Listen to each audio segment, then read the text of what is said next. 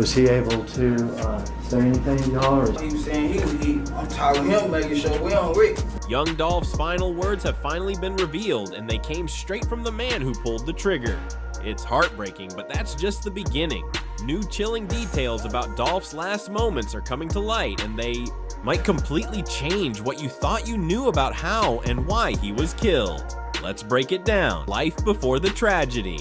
Adolph Robert Thornton Jr., better known as Young Dolph, was more than just a rapper from Memphis. He was a father, a community leader, a businessman, and a self-made success story. Dolph was proud of the fact that he built his career without help from major record labels. In one of his final interviews, a conversation with DJ Self in New York, Dolph talked about this mindset. He made it clear that staying independent was important to him throughout his entire career. Because, man, that's where I come from. Like, that song right there, it ain't no song ever, bro, with that much real in one song. That's what I'm asking. I don't care, bro. You can listen to a million songs, ain't none I agree with got you. that much real stuff. Listen. Dolph wasn't just talking about authenticity in his music. He lived it. During the same interview, he opened up about his challenging upbringing. Man, my mama was smoking, my dad was smoking. You know what I'm saying? Man, I come up, my grandma raised me and my two little brothers. You know what I'm saying? Since I was 14, bro, I've been paying bills. I've been taking care of my little brothers. I've been getting money. I've been doing everything I'm doing now. What made Young Dolph special to his fans was how real and honest he was. He wasn't just playing a role, he was telling his truth through his music. During the murder trial, prosecutors said that Dolph rapped about the things he saw growing up and what was happening in his Memphis neighborhood that included drugs, violence, crime, and gangs. One prosecutor said, "Whether or not we agree with the topics in his music, I can tell you one thing, it was real, but it wasn't just his realness." That made Dolph stand out. It was also his drive and ambition. During the trial, it was revealed that Dolph wasn't trying to rely on anyone else to succeed. He wanted to make it on his own. He wasn't looking for a big label to promote him. He believed in doing it himself, and it didn't stop with just his own career.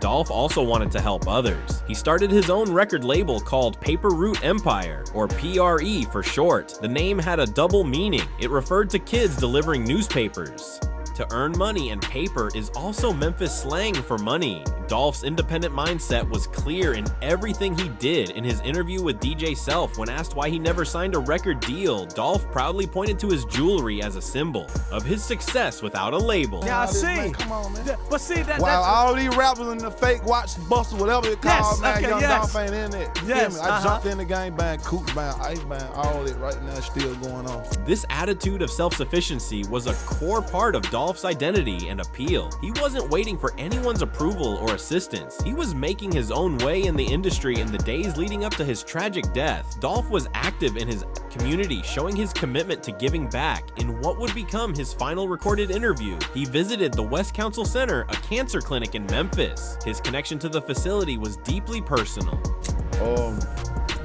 I got my aunt, she's currently here. Like, she has cancer. My grandmother had cancer. My uncle had cancer. And they all came through these doors. This demonstration of gratitude and community support revealed a side of Dolph that fans didn't always get to see in his music, his compassion and thoughtfulness. He continued explaining why he felt compelled to visit. And I just wanted to show up and just really thank them for what they do, because it ain't an easy job. Like, it's kind of hard, you know what I mean? Just seeing people in those conditions. Like, some people be more down than others. Some be all right. It's really just be all about timing. During this interview, Dolph also discussed his plans for the upcoming Thanksgiving holiday, which he would tragically not live to see. My artist, Big Moochie, great. He's from the east side, he's from East Memphis, so we'll be in East Memphis. Like, everybody, we be passing out turkeys all over the city, like every part of the city this whole week, really. When asked if he had anything special planned, Dolph humbly responded, "Not really, just the same, typical, same as usual." You know what I mean? Like, I appreciate all the love, all the support throughout the whole city. Appreciate the Item A Foundation, that's what we're doing it for, that's what it's all about. Really just showing love and spreading love. Dolph often spoke about spreading love and giving back to his community, and those words feel even more powerful when you think about what happened next. Throughout his career, Young Dolph had been targeted several times. In February 2017, his car was shot at over 100 times in Charlotte, North Carolina. He survived without a scratch and later dropped an album called Bulletproof inspired by that incident. Later that year in September, he was shot multiple times in Hollywood but recovered because of all this. Dolph knew the risks that came with his lifestyle. During the trial, the prosecutor explained that Dolph was fully aware of the danger and violence that followed him and his people. His brother Marcus Thornton often acted as his bodyguard. In fact, on the day of the tragedy, Marcus was carrying a gun and had another one in the car, not just as a brother, but as someone looking out for Dolph's safety. Even though Dolph knew it was dangerous, he still chose to move around Memphis without heavy security. He wanted to stay connected to the city that raised him, but sadly, this choice may have played a role in what happened next. Tragic day, November 17th, 2021. That day started off like any other. Dolph was driving through Memphis in his custom-wrapped Corvette, a flashy car that everyone knew belonged to him. His brother Marcus was with him. They stopped at one of Dolph's favorite spots, Makita's Homemade Cookies, a small bakery in South Memphis near where he grew up. He loved supporting this local business. Just a week before, he had appeared in a TikTok video praising the bakery where someone off camera even told him to stay safe. Video went viral after his death, making the tragedy feel even more real. Surveillance footage later shown in court captured everything that happened that day. According to the prosecutor, Dolph and Marcus arrived at Makita's around 12:21 p.m. Video showed Dolph wearing a yellow shirt, blue jeans, and white shoes. He got out of his Corvette and walked into the cookie shop with Marcus. At first, everything seemed completely normal. Surveillance footage inside the store shows young Dolph wearing his signature PRE chain, talking on the phone while picking out some cookies. It was just a regular moment, a successful artist supporting a local business, but sadly, it would soon turn. What Dolph didn't know was that he was being followed. During the trial, the prosecutor explained what happened. That car that just drove up came from this side of the parking lot. It had actually been following Dolph on the street. When Dolph turned and it drove up to the light, stopped for a few seconds, then pulled around. It was a white Mercedes. The Mercedes had damage to the back and was reported stolen. According to the prosecutor, Justin Johnson had traded for the car at a gas station about 10 hours before the shooting. Surveillance footage then captured the horrifying moments that followed. Two men jumped out of the white Mercedes. The first man, described by the prosecutor, got out of the passenger side while the doctor was still open. He was wearing a hoodie, sweatpants, white shoes, and was holding a large semi-automatic weapon. That man was identified as Cornelius Smith. The second man, Justin Johnson, came out holding a handgun. The prosecutor noted that neither of them looked like trained hitmen. They didn't use proper shooting stances or technique. Inside the shop, Dolph had walked toward the bathroom area. The prosecutor described what happened next. He's inside the business near the bathrooms. In a hallway, there's a window and he's getting shot through the window. Gunman opened fire. Smith shot wildly using the semi-automatic weapon, while Johnson used the handgun. Dolph was hit multiple times in the back, face, neck, arms, and torso. Marcus Thornton, Dolph's brother and acting security, had a gun on him. As soon as he heard the shots, he started firing back. Surveillance video showed Marcus coming out of the building and returning fire. At the time, many people online asked, why didn't Dolph's brother shoot back? In court, it was confirmed that Marcus did. In fact, he hit Cornelius Smith in the shoulder. People in Memphis had claimed there was blood in the parking lot after the shooting, and the trial evidence backed that up. Some even pointed out that Marcus's gun looked empty or jammed in the video, suggesting he had used all his rounds. Despite Marcus's brave effort to protect his brother, the attack was too fast and overwhelming. The autopsy later showed that young Dolph had been shot 22 times. He had wounds to his head, neck, back, chest, arms, and torso. The report officially classified his death as a homicide. 6 bullets went into his back, and 3 exited through his chest and stomach, with other injuries all over his body. After the shooting, the assailants quickly fled the scene in the white Mercedes. The entire attack lasted only seconds, but it ended the life of one of Memphis's most beloved artists in the immediate aftermath of the shooting. Misinformation and conspiracy theories began to circulate. Some speculated that Dolph was already deceased and his body had been placed in the cookie shop as part of some elaborate scheme. However, the surveillance footage presented during the trial definitively disproved these theories. As the news report states, I think this right here should stop all the conspiracy theories that everybody had when it first happened, saying that Dolph was already dead and they placed his body in the cookie shop. Stop the count, which was crazy to me from the beginning. The shooting sent shockwaves through Memphis, and the hip-hop community fans gathered at the site of the shooting to create a memorial, leaving flowers, balloons, and mementos to honor the fallen artist. The city of Memphis mourned the loss of one of its own, a successful artist who had remained connected to his community. Despite his fame in the hours and days following the shooting, speculation about potential motives began to circulate. Dolph had been involved in a publicized feud with fellow Memphis rapper Yo Gotti for years. Though there was no immediate evidence connecting Gotti to the shooting, later during the trial, prosecutors would allege that a $100,000 hit was put out by Yo, Gotti's late brother known as Big Juk. Though this claim has not been definitively proven in court, the investigation moved quickly. Memphis police released photos of the suspects captured from the surveillance footage showing two men holding guns outside the cookie shop. This led to the identification of Justin Johnson, also known as Straight Drop, and Cornelius Smith as the primary suspects. According to the prosecutor's narrative during the trial, Smith and Johnson were not close associates, but were brought together for this hit. The prosecutor described Smith as a man from the Orange Mountain neighborhood who was in his early 30s with a serious drug problem who does ecstasy.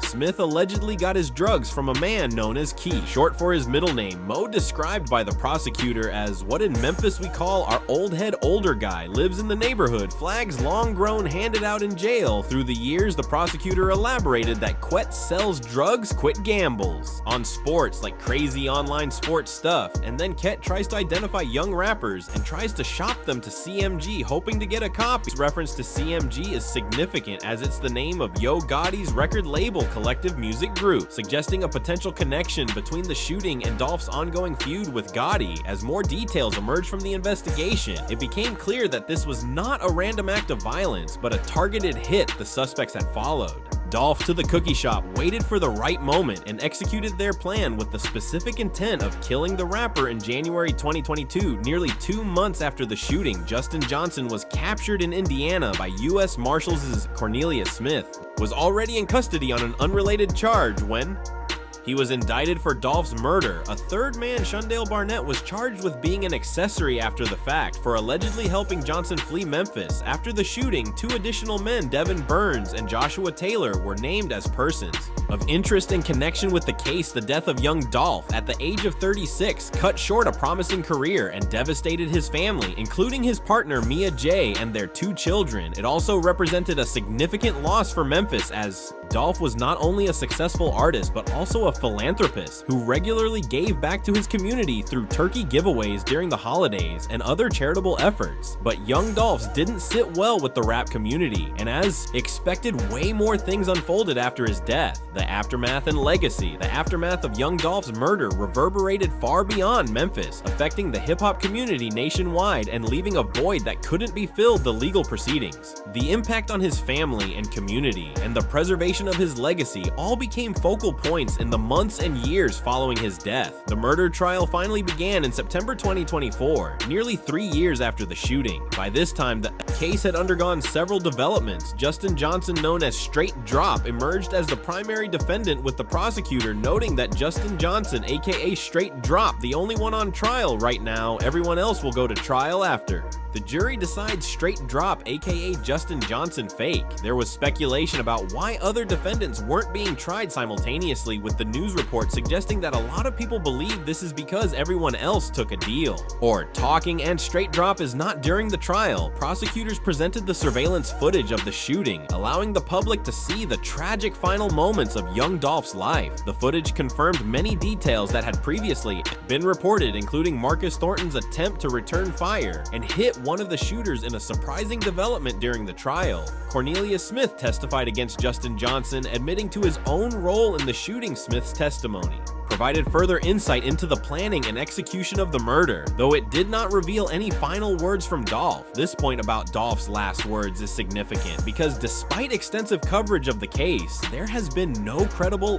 reporting of any final words spoken by Dolph at the scene. The surveillance footage from the cookie shop contained no audio, and no witnesses have come forward with accounts of Dolph's final statements. Some reports have referenced Dolph's final social media posts, but these were made weeks before his death and don't qualify as his last words on the ground. The most complete picture of what happened comes from the autopsy report, which confirmed that Dolph suffered 22 gunshot wounds to various parts of his body, including his head, neck, torso, arms, and back. The report noted 6 entrance wounds to his back and 3 exit wounds in his chest and abdomen, with the most common bullet trajectory being forward, suggesting he was shot primarily from behind. The brutality of the attack underscored the targeted nature of the hit. This wasn't a robbery gone wrong or a spontaneous act of violence. It was a calculated assassination of a prominent figure in the Memphis community. As the legal proceedings continued, Dolph's family, friends, and fans were left to grapple with his absence and preserve his legacy. His partner Mia J had been advocating against violence through her Black Men Deserve to Grow Old campaign even before Dolph's death. After the tragedy, this campaign took on additional significance as she continued to speak out about the impact of violence on Black families. Dolph's record label, Paper Route Empire PRE, faced the challenge of continuing without its founder and guiding force. Key artists on the label, including Key Glock, Dolph's cousin, and others, vowed to carry on Dolph's vision and keep his musical legacy alive. In January 2022,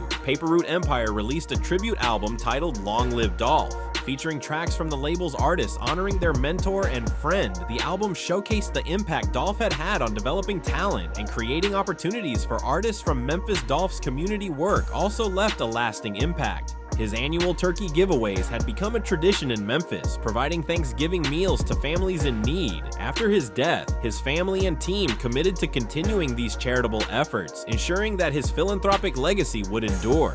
Alongside his musical contributions, in his final interview at the West Council Center Cancer Clinic, Dolph had spoken about the importance of giving back and showing appreciation. You know what? You know what I mean? Like, I appreciate all the love, all the support throughout the whole city. Appreciate the Adam A Foundation. That's what we're doing it for. That's what it's all about.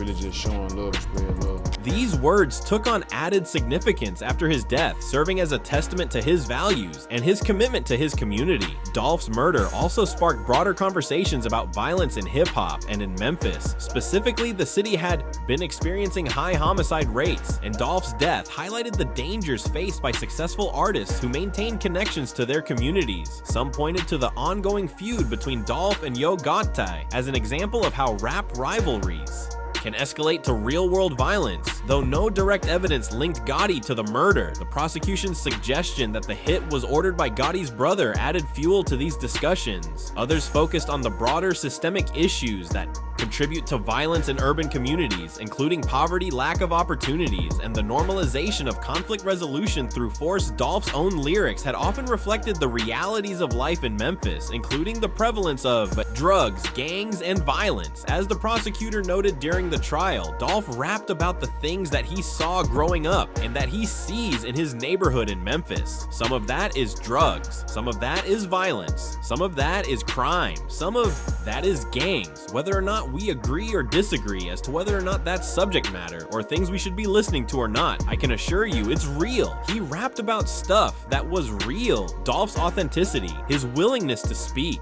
about the harsh realities of life in Memphis was part of what made him successful as an artist, but it also reflected the environment that ultimately claimed his life. In the years following his death, Dolph's music continued to resonate with fans.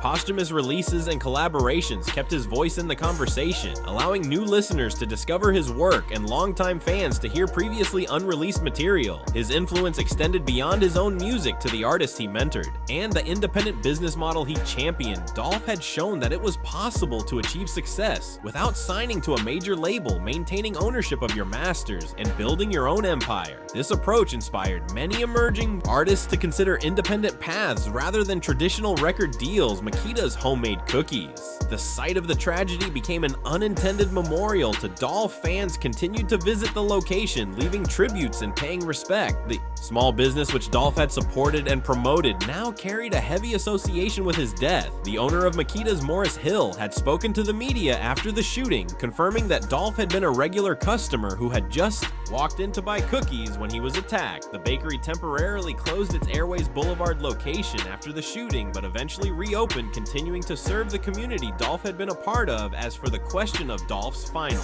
moments and final words, despite extensive reporting and the presentation of evidence during the trial, there has been no credible account of any last words spoken by Dolph at the scene. The surveillance footage had no audio, and no witnesses have come forward with reports of his final statements. Some reports have referenced Dolph's final social media posts, including one from September 14th, 2021, where he wrote, "I'm definitely why before my time."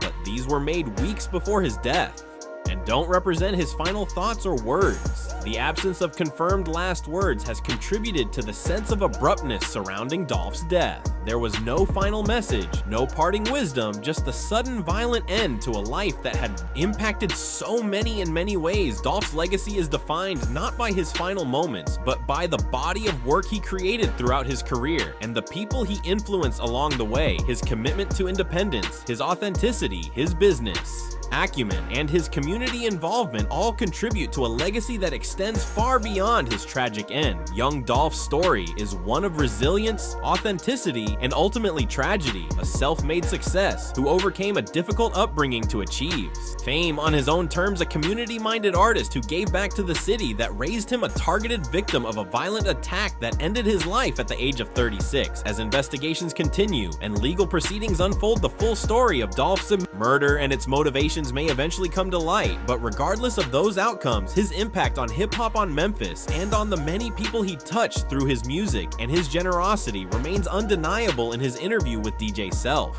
Dolph had emphasized the importance of working hard and earning respect. You work hard enough, bro, like people can't do nothing but recognize you. You know what I'm saying? Like, especially with this music thing, it's just about it's respect, bro. People know when you work. Feel what I'm saying? Like people that's in the business, they know when you working. This work ethic, this dedication to his craft and his community ensured that young Dolph would be recognized and remembered long after his untimely death. His legacy lives on through his music, through the artists he mentored, and through the community. Work, he championed a testament to a life that, while cut short, made an indelible impact. If you enjoyed watching this video, then go ahead and click on any of the cards on your screen for more.